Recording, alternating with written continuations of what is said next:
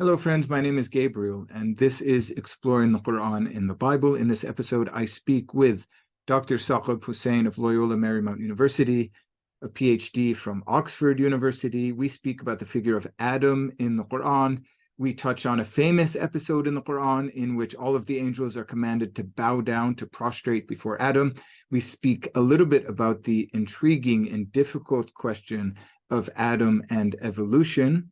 And then we turn to an argument of Dr. Hussain recently put down or articulated in an article, which deals with a passage in Quran chapter 2, which seems to have God showing all of the things of creation to the angels and asking them the names of these things.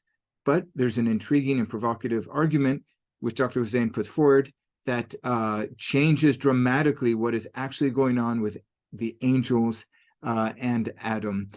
If you want to find out, you have to watch the episode. Thank you so much for being here. Please, friends, take a moment to like this video, this episode, and to subscribe to Exploring the Quran and the Bible. Hello, Saqib Hussain. Thank you for being with me. Hi, Gabriel. Great to be with you. I'm really, really delighted that you're back. So we recorded a terrific discussion on Exploring the Quran and the Bible, which everyone should go and watch. And we're back to speak about Adam in particular in the Quran. And I'm going to go ahead and introduce you to our viewers who may or may not know or remember the bio we shared last time. But things have changed in the bio as well. You're no longer in the UK, I think. In sunny Los Angeles, yeah. Sunny Los Angeles, yeah. Yeah, terrific. So everyone, friends, Saqib Hussain is assistant professor at Loyola Marymount University. He teaches courses on the Quran, Muhammad, history of Islam, and comparative theology. His primary research interests include the Quran and biblical literature or biblical tradition, literary features of the Quran and Qur'anic law. He holds a D.Phil from the University of Oxford. And there he wrote a terrific dissertation on hikmah or wisdom in the Quran and biblical tradition. I mean, not just the Bible, but the whole sort of sweep of biblical tradition and how it develops in texts of various languages, including early Islamic texts. So that's terrific. And I heard that it's to be published. Is that right? That's correct, yes. I'm hoping to submit it the next calendar year to OUP as part of their the Abrahamic Tradition series. Great, yeah. OUP, of course, Oxford University Press. So that's great. And he's also written an article on Adam, and in particular, a passage in the second surah or chapter of the Quran in which the naming of things, or perhaps the naming of people, is at issue. So we'll be speaking about that today. Spoiler alert. Yeah, I guess so. I'd like to start though with some general questions about Adam, especially for viewers who may not be familiar with what is distinctive about Adam in the Quran vis-a-vis Adam in the Bible and biblical tradition generally. So can we start there, Saqib? So, for example, what would you say are 2 or 3 things that beginners should know about the figure of Adam in the Quran? Yeah, great. So I guess if I were doing an intro to Quran class with my students, a few things I would tell them would be that whereas the biblical Adam being the first human that God creates along with his partner Eve, we find that story right at the start of the Bible, right at the start of the Genesis account, which is sort of where you'd expect it. It's the creation of the cosmos, the creation of humanity. That's not what we find in the Quran. So don't expect to find the story of Adam on page 1. The story of Adam sort of is mentioned. So that's the first thing, it's not at the start. The second thing is, so where is it? The story recurs several times in the Quran. It's sort of scattered, maybe seven or so places in the Quran. The various Quranic passages draw upon the story as and when some sort of theological point needs to be made or some moral point needs to be made. And so I guess we should be aware of that. I mean, it's similar to the way a preacher might draw upon a story. If you had a collection of sermons, you wouldn't necessarily expect to find the story of Adam at the start of sermon one. It would be scattered throughout. That's the second thing to say. The third thing to say is that he's broadly a familiar character in the Quran. He's the progenitor of humanity, who are called the children of Adam. So it's clearly Adam as the founding figure of humanity. And I guess the final thing to say might be that although there are interesting differences between the Genesis account and the Quranic account, it's still even the details are reasonably familiar. Right. For it to be the case that we're clearly talking about the same individual, right? So you have the garden, you have the tree, you have the partner, you have you don't have the serpent, but you have a devil figure tempting the human The couple to try and shaitan. eat from the tree, Yes. the shaitan, and the serpent is already understood to be this satanic figure, by the time of the New Testament. So this is all familiar. This is all familiar sort of territory. There are interesting differences as well, which the article that you referred doesn't look at, but which other people have looked at. So Adam is not described as being created in God's image, but is instead a Khalifa. So what that exactly means is sort of debated, but some sort of representative of God maybe on the earth. Similarly, the tree, which the human couple are forbidden to eat from, isn't the tree of the knowledge of good and evil, or at least isn't explicitly said to be the tree of the knowledge of good and evil. But it's just a tree. Don't eat from this tree. So there's some interesting sort of reflections one can have on that. Should you assume it's the same sort of tree with the same sort of consequences, that this will lead to death and so on, or is the Quran, ditching those details because it doesn't want you to it doesn't want you to kind of make them part of the story or think that they're part of the story. Yeah. So yeah, but it's broadly familiar. In fact, very familiar, I would say, but there's some interesting departures. Yeah. I'd love to have a conversation, and we've spoken about this. We thought about maybe integrating into this episode to speak more broadly about theological ideas about Adam, the fall, the consequences for Christian theology. Yes. What is the Islamic difference, or at least the Quranic difference on those questions: sin and repentance, Adam's repentance, forgiveness of God. So maybe we can get you back and speak about all those. But I want to at least introduce one Quranic difference, which is an episode that occurs a number of times, I think maybe 7 times in the Quran, which is a story that people who know a little bit about Adam in the Quran might identify as sort of one of the distinctive moments of the Quranic Adam, namely that God commands all of the angels in a sort of, I don't know how you describe it, but in a sort of primordial context to bow down. There's a command to the angels to bow down before Adam. And of course, one angel or jinn, member of the jinn, depending on your perspective, does not, and that's Iblis, or the devil. So, I mean, the frequency of this story suggests that it's of great interest to the Quran. Could you just say a word or two about that? Because people might be curious about why the Quran, is so interested in the story of the prostration or the bowing of the angels. It is, as you say, very prominent. I think that its significance is particularly evident in Surah 2, the surah which which the article is concerned with, the Adam story, which the article deals with, occurs in Surah 2. As Surah 2 sort of begins with this dichotomy, the believers and the disbelievers. Here are the traits of the believers, here are the traits of disbelievers. That's sort of the introduction to the surah, the opening gambit, that there are these two broad categories of humanity. And that then sort of recurs in various ways throughout the surah, right? It's in the prologue 2 or 3 times. This contrast is made, and then as you progress through the surah, you again have this sort of contrast between, here's what true belief in God looks like, and here's what either unbelief or belief that falls short of true belief in God looks like. So that might be contrasting the believers with the Israelites, for example.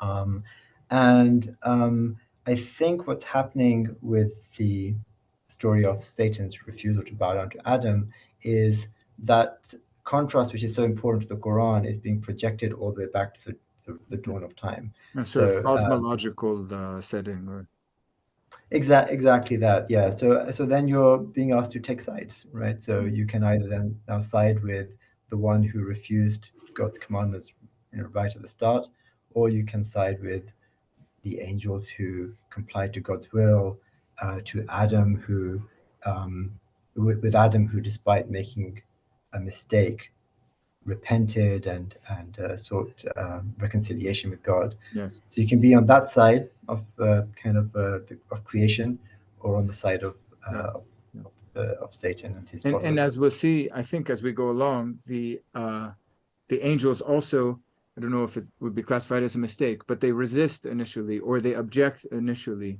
to the They said you have a question. Yeah, not they to have a the question initial mark. command of bowing, but to the creation of Adam, Yeah, and they reconcile themselves to God's authority and then do bow upon God's command to Adam. indeed. Yeah, yeah, exactly that. Yeah. So the I mean, we'll come to the verse shortly, I'm sure, but they are unsure why this creation needs to exist. Mhm, mhm. Yeah, Yeah. yeah. Okay. And in terms of you raised the point about the identity of Satan. Is he a fallen angel? Is he one of the jinn? Probably And shouldn't have mentioned it because yeah, yeah, yeah. it's We an won't get endless into it. debate, I guess. Yeah, Yeah. So the Quranic data is kind of a little bit split on this, and the in one place he's explicitly said to be of the jinn, and another place it is suggested that he's one of the angels because the angels are told to bow down, but he Mhm, doesn't. mhm. Um, so if it is the case that he's somehow one of the angels, then we would say that some of the angels are eventually reconciled to God's command, Right. and at least one isn't.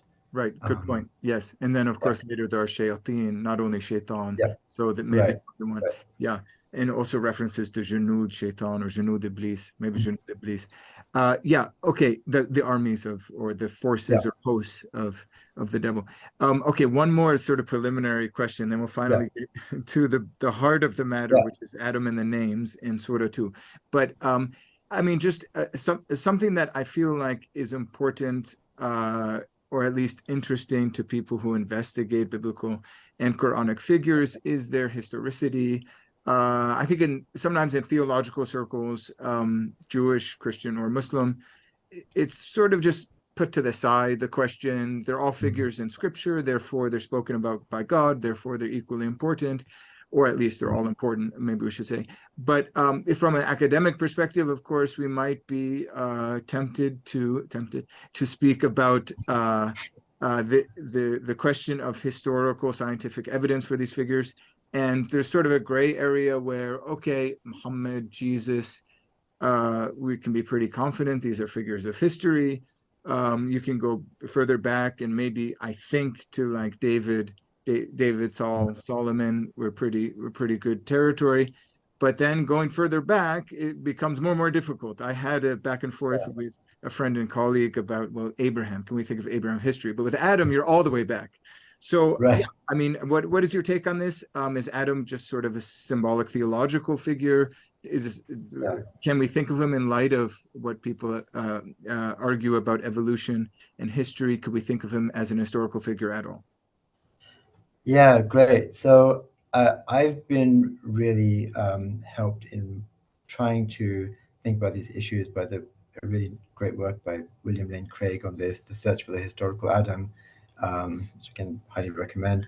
Um, and he sort of begins by saying that we need to differentiate between the a text's illustrative use. So if he's thinking of it in terms of the New Testament's engagement with the Hebrew Bible, but we can think of it in terms of the Quran's engagement with the biblical tradition.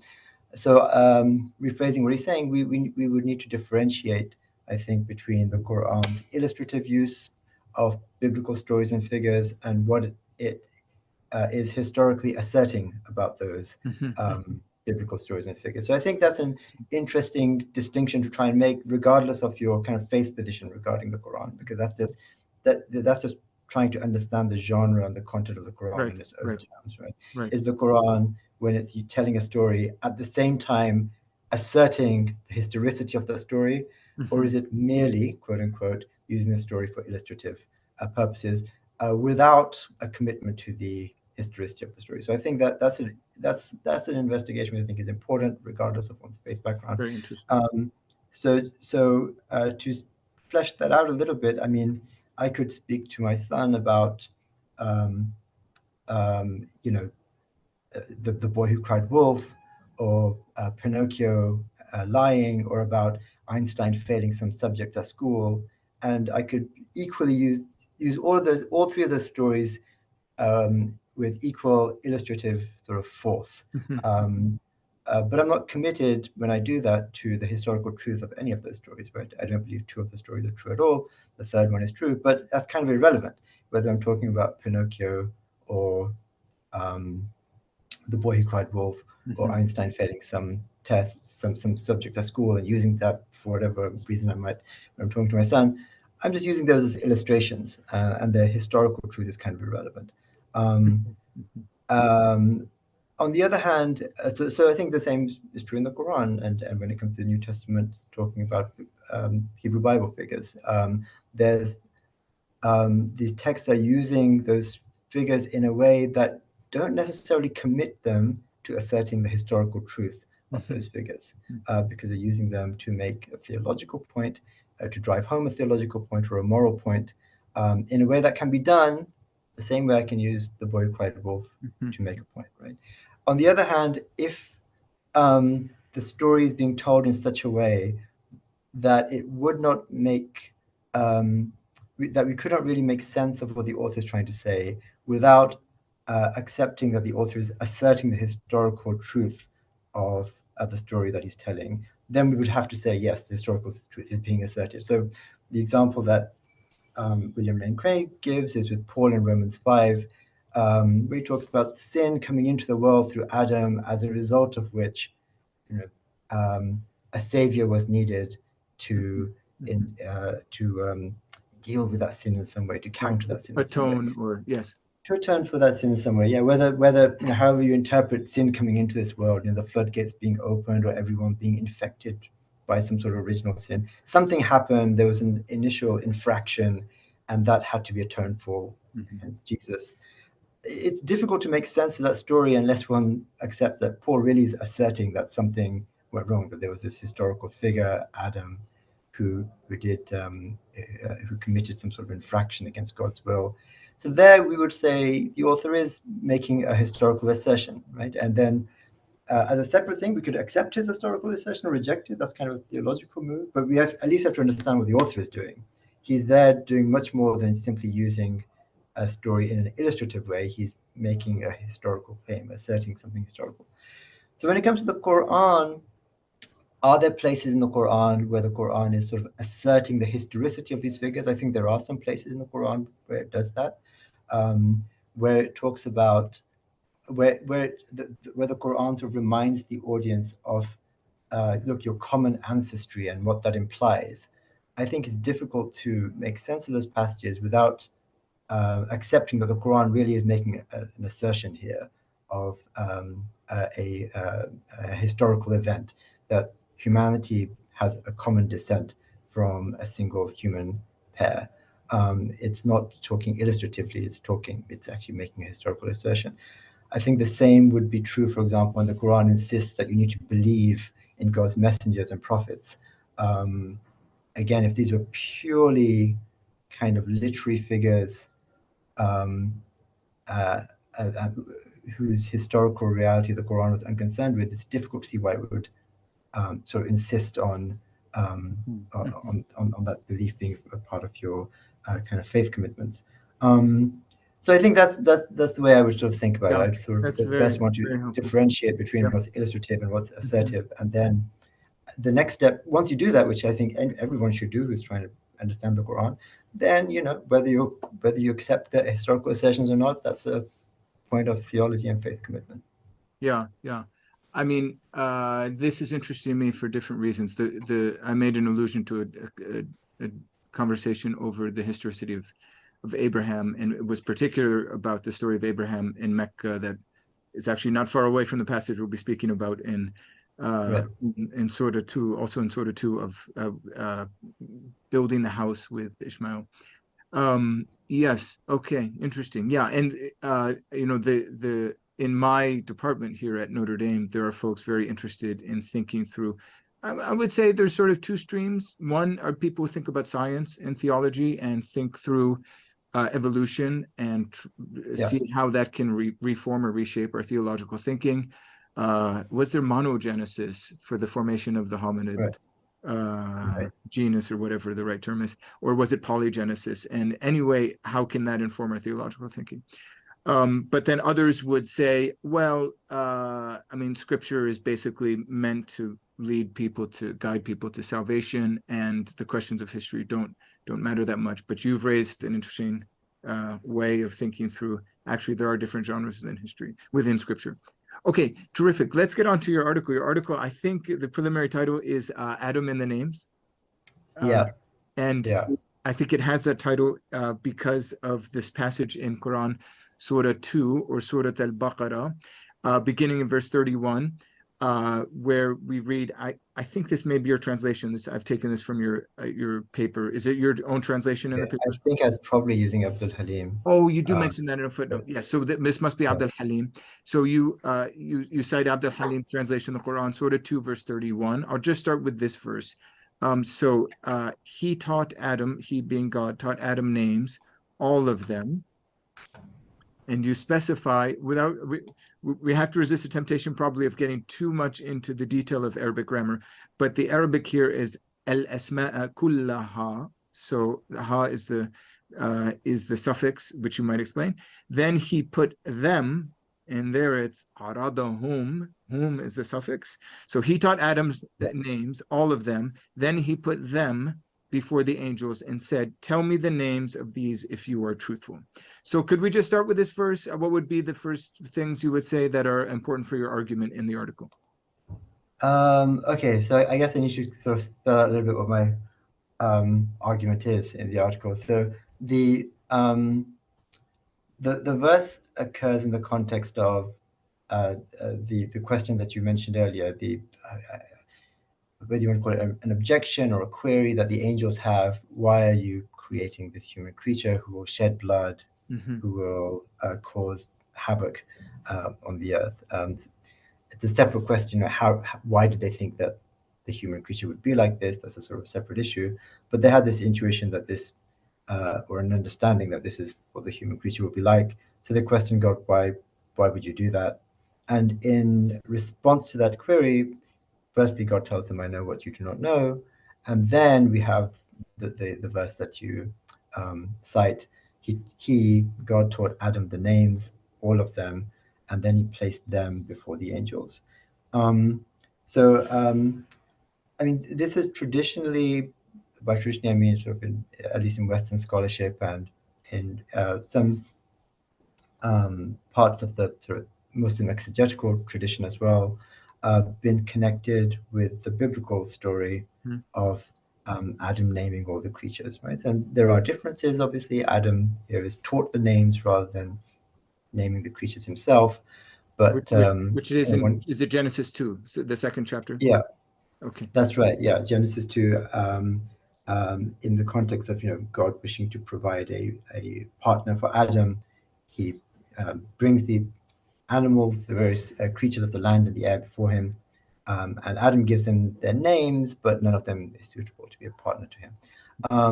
So you have sort of a naming motif there, and given that the Qur'anic text seems to be a little bit elusive, but it's using the same vocabulary as Genesis 2, there's, I think prima facie good reason to think that, okay, this is just referring to that story. Okay, can I jump in right there? Because I think this is what you just cited is an example of a larger phenomenon that is sort of Yes. methodological, which you refer to as intertextual continuation. Am I Yeah. right that this would be an example of that? That the Quran is sort of continuing a tradition of thought about God and his relationship with the world that's found in the Bible. In the Bible and the biblical tradition more broadly. Yeah, it's continuing that. It's just assuming that background. It's not challenging it. It's not trying to um, uh, subtly undermine it in any way. It's just assuming it. The audience needs to be aware of it. How they came to that awareness is again a separate sort of question, but the audience sort of needs to be aware of it to understand what's happening in the Quran, because the Quran is not telling the biblical story in all of its details. Mm-hmm. It assumes you know the background, accepts the background, is happy with the background, and just takes the story forward from there. Yeah. Now, one more thing, circling back to the verse, the end of this verse, again, this is Quran 2, Al-Baqarah, verse 31. At the end of the verse, God puts them, and we'll get back to the them, Aradahum, before the angels and said, tell me the names of these if you are truthful. So could you comment on that latter part? Like, why is he seems to be challenging the angels? Yeah. Yeah, so the whole thing is a bit puzzling, right? So one of the things I do with my students is we work through this. One of the first things we do is we work through this passage and just say, let's list out everything that's puzzling in this verse, because there is a lot that's puzzling. Why sort of append that question with if you are or that demand, tell me the names of these, with if you are truthful about what? Truthful that humanity will shed blood and wreak havoc in the earth. Why is it that the angels' inability? Why is it that God teaching Adam the names somehow counters the angels' objections? How did it do that? I mean, again, if we take the traditional interpretation that names refers to the creatures of the land and the air, then what this verse would be saying is that Adam was taught the names of the creatures of the land and the air, and the angels did not know them. And it's again, it's puzzling. I mean, the angels weren't saying that this is a stupid creature that you've created, or a creature unable to be taught. They were saying this is a creature that's going to commit morally evil actions. This is in verse And 30. it's not clear. Yeah, in the previous verse. Right. And it's not clear how that objection is met by God teaching Adam the names of the various creatures of the land and the air. Yeah. And then showing the angels, well, see, he knows that this is a dog and a cat, and you don't know that this is a dog and a cat. That's a very right? good The point. angels surely would be saying, Yeah. that's kind of not what we were Yes. objecting to. Can I just circle back to verse 30, Yeah. just in case it's not familiar with all the viewers? So earlier, Professor Hussain referred to the description of the first human as a khalifa. I don't think Adam appears in verse 30. God simply says, "Inni ja'alun fil ardi khalifa." Indeed, I will make on earth a khalifa representative. And then the angels resist, and just as you say, the premise on which the resistance is based is not that he'll be ignorant, but rather that he will shed blood and cause corruption. I'm not sure how you translate you've said. But be corrupt and shed blood. So they're moral or ethical problems. And consequently, you're naturally saying, well, how could the traditional interpretation of verse 31, which has God challenge the angels about their knowledge, and then have Adam be the one who knows? How does that deal with the ethical problem, right? Did I get it? How does it deal with the ethical problem? That's exactly right. Yeah, it doesn't seem to answer the angel objections unless one simply takes it to mean that God is showing the angels there's lots of things you don't know. So why I'm creating this human creature, put it in the category of things you don't know. Right. I'm not, basically, God would be saying, I'm not going to answer your question. Right. This is something that I know and you don't know. And by extension, the audience is being told the same thing, that, you might, just as the angels were not given an answer to the question of why a creature who is capable of kind of moral evil is being created, you, the audience, will also not be given an answer to that question. Mm-hmm. So that's a possible way of reading the story. There's still, I think, problems with it. Is it problematic just theologically, just because, I mean, the nature of God would suggest that he would show his cards further, show more of his thinking? Yeah, it's not a very, I don't think it's a very Quranic God, the Quranic Okay. God doesn't sort of, there isn't a great deal, I don't think there's any sort of clear place we could point to in the Quran, and I deal with some, counters to this subject, to this argument that I'm about to make, but I don't think anywhere clearly in the Quran that you can say, well, see here, God is acting in a mysterious way and refusing to tell humanity why he's acting this way. He's just saying, this is the way it's going to be, you have to accept it. God's actions are always described as wise, as in some way, there for the benefit of humanity. It's not the picture that you would have of God if you were to take the reading that I just described, is not one that's, I think, attested to us for in the Quran.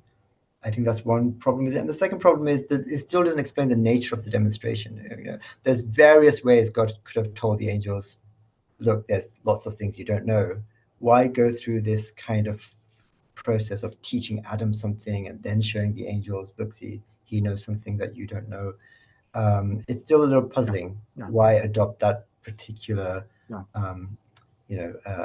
series of kind of events to kind of demonstrate the angels' ignorance of various parts of God's creation. So another possible way of reading it along the lines of the traditional interpretation is that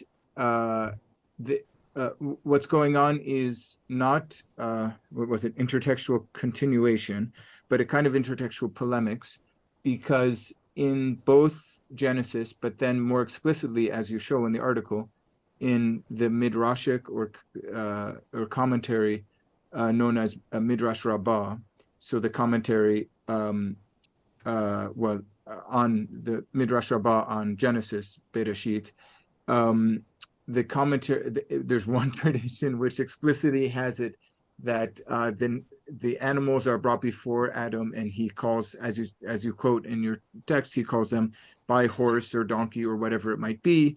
So it could be that the Bible and the biblical tradition is elevating Adam and giving Adam this certain authority, but the Quran is putting the emphasis on God because it's not Adam who names things, it's God teaches Adam the names.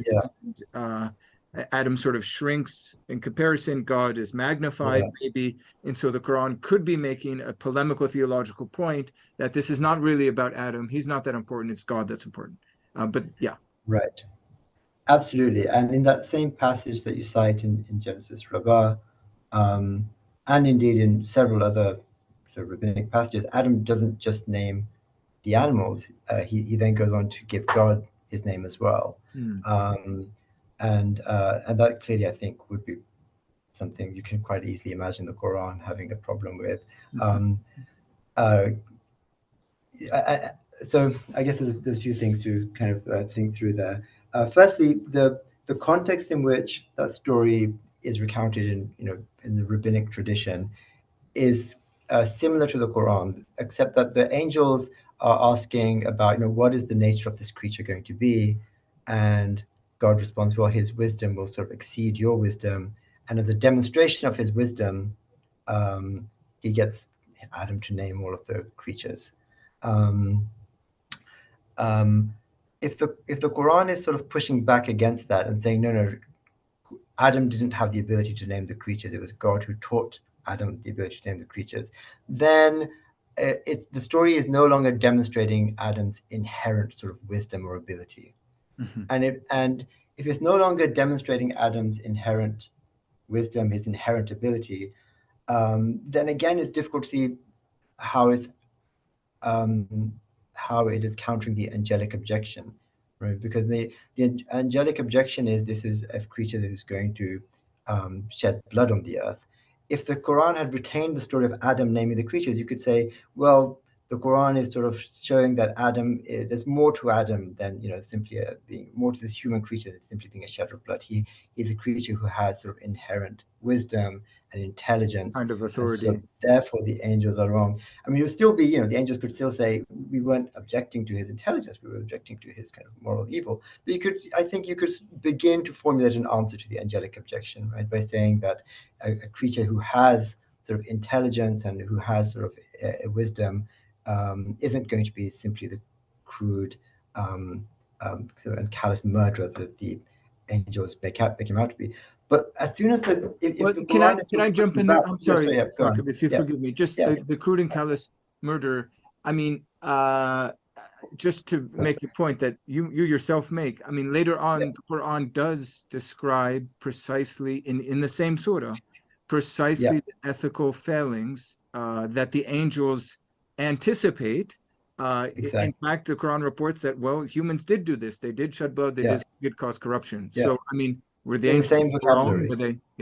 Yeah, exactly. So the angels are very prescient. They get it exactly right, which makes it all the more, I think, all the more necessary to really understand what is God's kind of response to this, right? Because the objections that the angels give, just again through human experience, but also then through the text of the Quran, proven to be correct.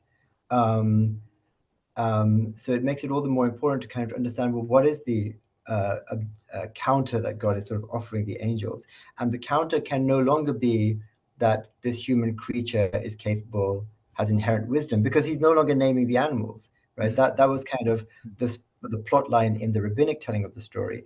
By the Quran changing it to God teaching Adam the names, yes, it might be countering the rabbinic kind of framing of the story, and so it might be sort of pushing back against this idea that Adam can have knowledge independent of God. But by doing that, it's no longer possible, I think, to read that story as a counter to the angelic objection if one understands the story to be one about naming that makes sense. That makes sense. Okay. So I think your interpretation, if we can move to your argument, is in verse 31, already alluded to, we have a shift in the pronoun or the pronominal suffix. First, the names are referred to with the feminine singular, which is typical for non-human things in Arabic. But then you have, then God put them, and here the suffix is whom, before the angels. And could you speak about why that pronoun matters and what you argue is going on? That pronoun matters because it's a masculine plural pronoun, whom, and in Arabic, kind of a feature of the language which is pretty stable in pre-Quranic sort of poetry and in the Quran itself, the masculine plural pronoun is not used for inanimate, or excuse me, is not used for non-human reference. If you were talking about animals, if you're talking about stationery or computers, you wouldn't refer to them your using bicycle them. behind you. Exactly, yeah. But if there are a whole series of bicycles behind me, right, we wouldn't talk about them or the books using the masculine plural pronoun. We would use the feminine singular pronoun or maybe the feminine plural pronoun in certain contexts, but not the masculine plural pronoun. The masculine plural pronoun is reserved in Arabic for human, or in some cases also angelic reference. So rational beings, aqil, as the Arabic grammarians would put it. Now, there are exceptions to this, and I sort of deal with them in the article. And the exceptions are sort of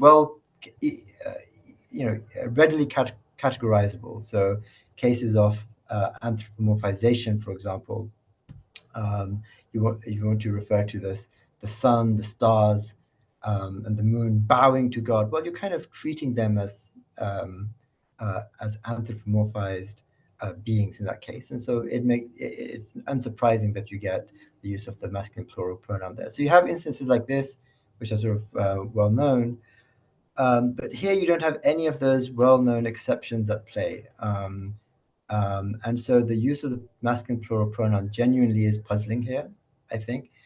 And it may seem like a lot to kind of hinge an entirely new reading of the verse on, but I think it's because we might be reluctant to take kind of the something that was maybe evident to the audience of the Quran. Maybe we're not taking it as seriously as we should. I mean, just think about English. There's a clear difference between the it pronoun and the he pronoun. And if we're talking about it, then we're not talking about a human being anymore. If you're talking about he, we clearly are. And if a foreigner says, well, it doesn't really make a difference when you're reading a text, we say, no, it absolutely does make a difference. Mm-hmm. If you see he in a text, it's a human being. If you see it, it's not a human being anymore. And it's very obvious to us as native speakers. And I think when we're dealing with the Quran and this kind of pronoun use, it was equally obvious to the first audience of the Quran and to many of the Mufassirun who really puzzled over this, that the masculine plural pronoun here cannot be referring to anything other than um, uh, rational beings. Yes. So now Yeah, the inevitable question: yeah, who are these rational beings, or who are these people put before yeah. the angels? Yeah, right. So once you sort of are open to that possibility that this is referring to people, then I think the first thing to do is sort of try to understand this verse in light of, number one, other verses in the Quran, which may also be speaking about some sort of assembly of people, a primordial assembly of people, right? Because then that's what this verse is talking about in that case, a primordial assembly of people, Adam along with others. And number two, to again understand it in light of pre-Quranic traditions that also might speak of a primordial assembly of peoples, whether rabbinic traditions or Christian traditions. And what you find is you do in the Quran have a very clear reference in Surah 7 to a primordial assembly of Adam and his offspring standing before God, and the famous covenant that God makes with Adam and his offspring. Am I not your Lord? And they say, yes, indeed, we testify. So that's there. That's already there. It's a a Meccan verse, and so it's a sort of an established part of the Quran's. In Western parlance, Western academic parlance, the covenant verse usually, Yeah, sometimes called the Day of Alest, I think in the Islamic yeah, tradition, yeah, Alest coming from am I not your Lord? yeah. Right. So that image is kind of already there in the Quran of this primordial assembly. So that's so the intra-Quranic evidence of such an event. And then the extra-Quranic event, the pre-Quranic kind of tradition, is actually replete with such events in the rabbinic tradition, right? Right, You find them right. both in Palestinian sources and Babylonian sources, in Amoraic sources, and Tanaitic sources. So across the geographical and temporal range of rabbinic literature, we find again and again this idea of an assembly of the Generations of human humans. souls. Yes. Exactly, standing before God or displayed before God, with Adam there as part of the human family, and the offspring being introduced to Adam. Um, the picture that sort of emerges as soon as you're willing to take the step of taking the pronouns seriously is actually a very, very familiar one. It's familiar both from the perspective of what's happening in the Quran, and certainly familiar from the perspective of kind of extra Quranic literature. What's also interesting is that this sort of heady mix of surah, of this story in Surah 2, this kind of earlier mention of the arraigning of the human souls before God in Surah 7, and these various rabbinic texts that talk about the same sort of thing. You find all of these coming together in a hadith, a second century hadith, which I try to date. I think we can date it to the early second century, which is reporting many of the events that occurred in this primordial gathering of Adam and his future offspring before God, using language taken both from Surah 7 and Surah 2. So at least as at least as far back as within a century of the Quran's proclamation, this is how at least some Muslims were understanding this story. They were understanding it to be a story that is about the primordial gathering of humanity. They understood it to be in conversation with Surah 7, and they understood it to be in conversation with the broader rabbinic stories, because they're all kind of jumbled together in these various hadiths which talk about the same event.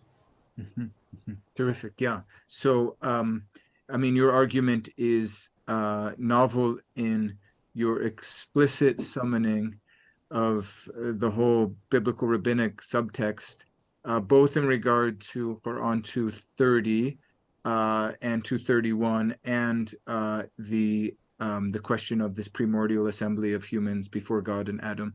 So that's novel, but you're actually, you would see yourself as sort of trotting familiar ground, because you have this hadith that, at least in its broad outlines, is similar to your ultimate argument. That's right. Yeah, there's a hadith, and there's also independent of the hadith, there's a tafsir opinion that Adam is introduced to his offspring here.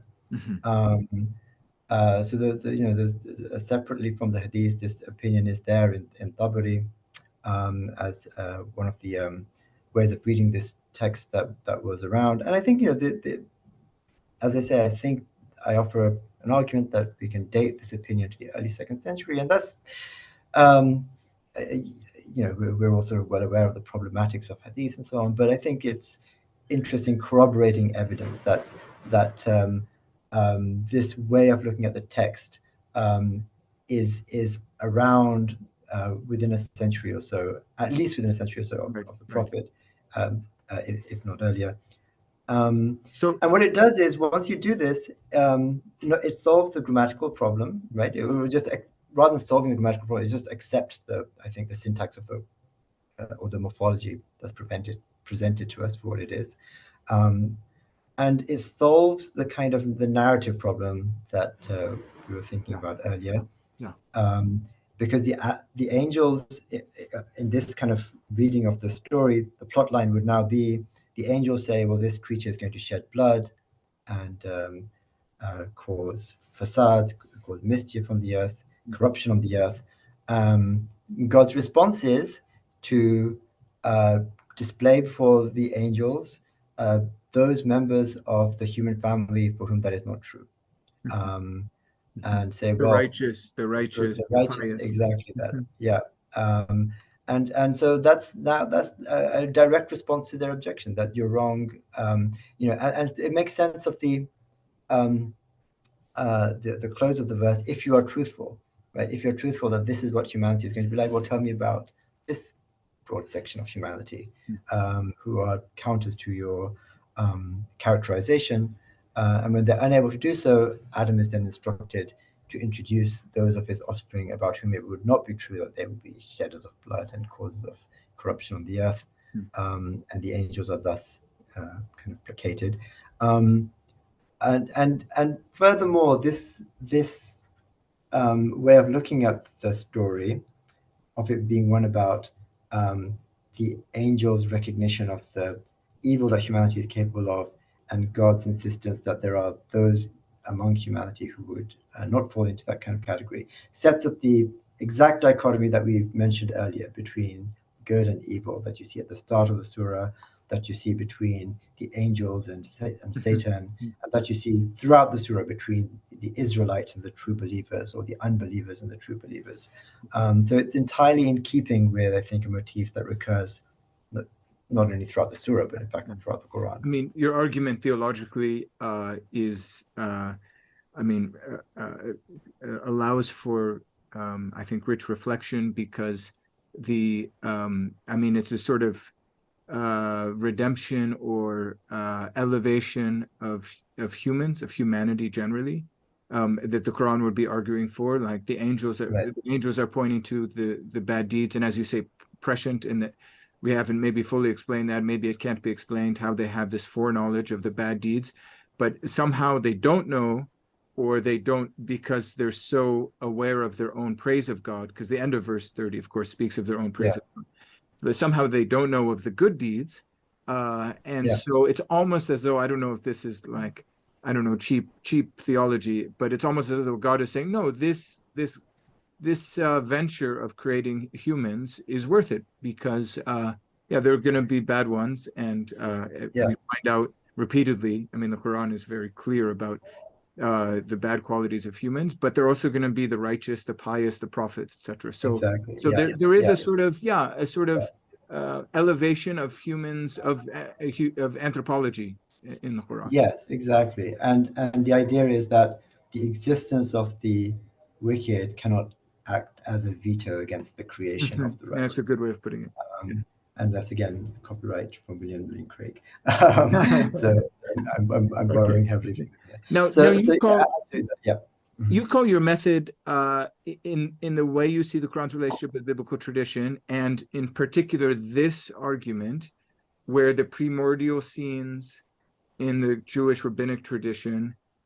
You also speak about, I mean, in different contexts, certain Christian traditions like the Cave of Treasures, but most of it is on the rabbinic tradition.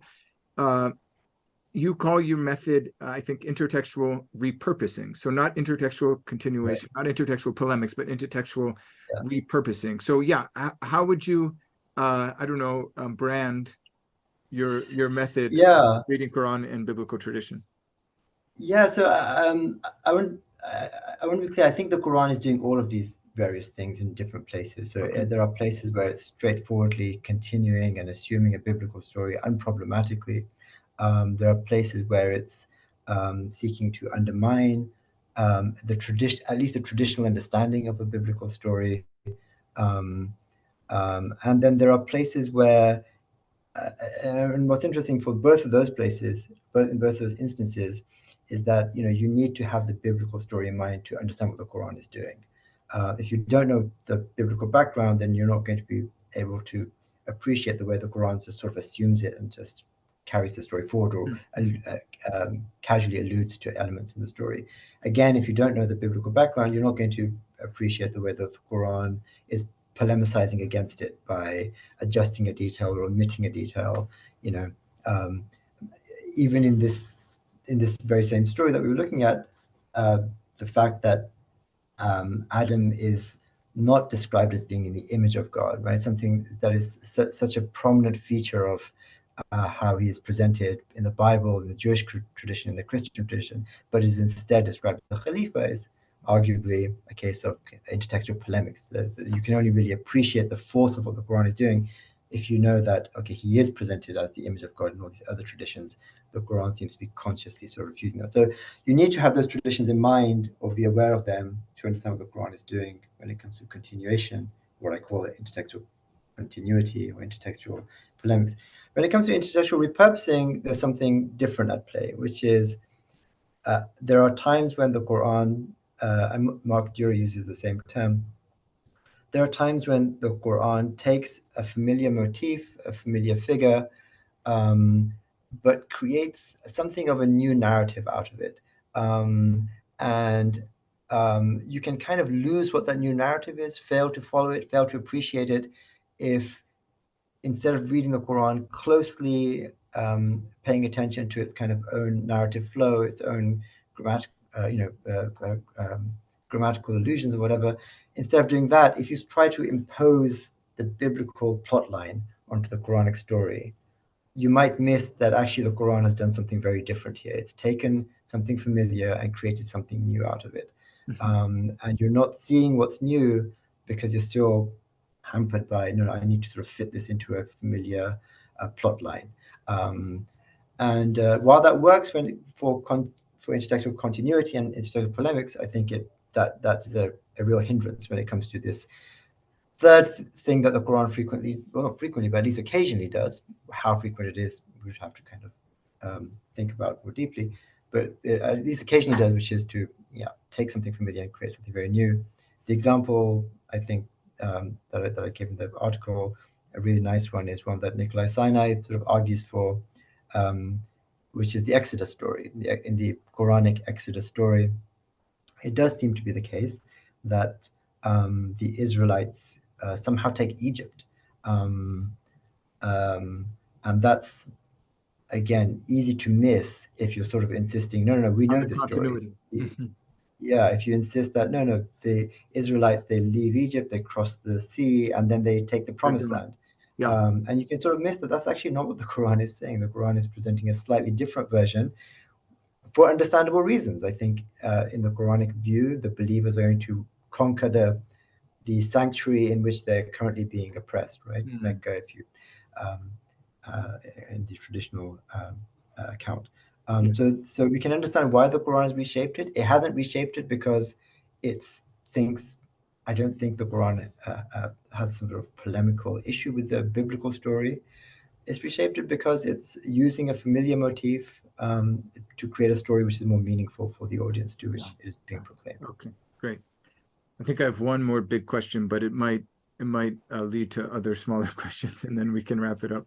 But I generally do you find resistance to this sort of line of argumentation when you argue about Quran and Bible and you dive so deeply into biblical, rabbinic, Syriac, Aramaic, Greek, Hebrew texts as a way of, I mean, it's you don't have a simplistic argument that the Quran is plagiarizing or borrowing or something like that. Right. But this method, do you find resistance to it? Do people sort of push back, saying, "Well, you're departing too far from the traditional method. This is not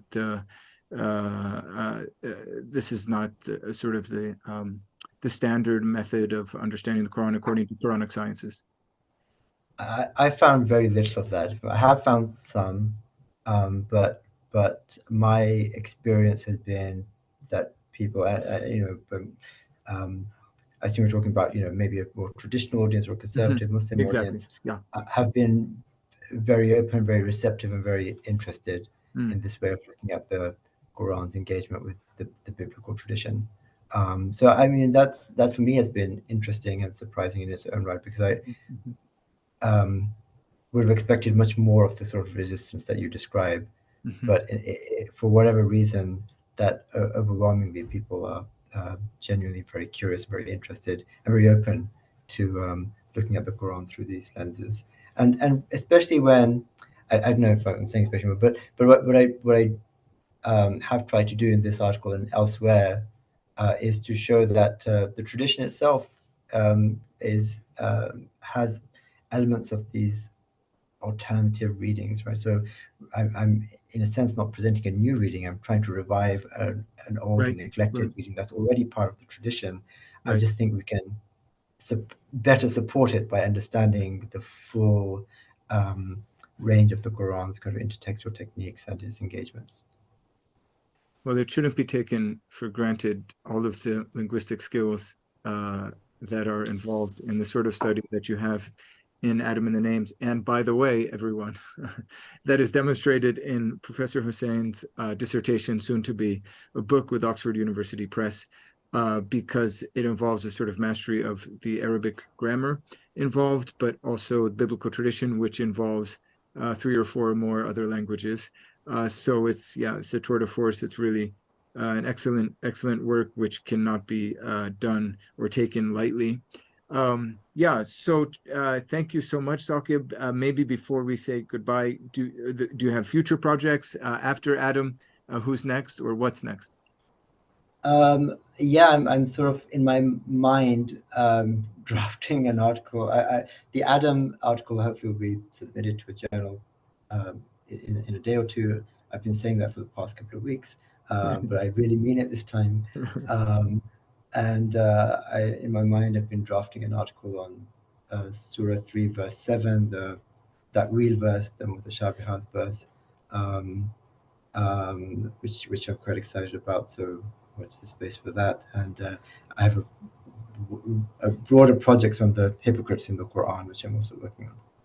Terrific. And is there a good place for people to find the stuff you're writing? Is there a central place, a website, or academia, or someplace else? It should be, shouldn't it? Okay, I promise, Gabriel, I will update my academia page on the back of this conversation. So hopefully by the time this goes out, academia will be the place to kind of go to. Yeah, okay. I've been a bit lazy about it. Sounds good. Saqib, thank you so much. Grateful for this time we had together and for all of your work in Quranic studies, and for our friendship. Thank you. Thank you so much, Gabriel.